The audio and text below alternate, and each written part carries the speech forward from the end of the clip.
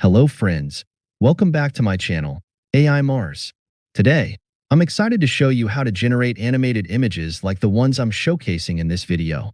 We'll be using an AI tool, specifically the Disney AI generator, to create these captivating animated pictures. Let's get started. First, navigate to the Disney AI homepage, where you'll find various styles to choose from.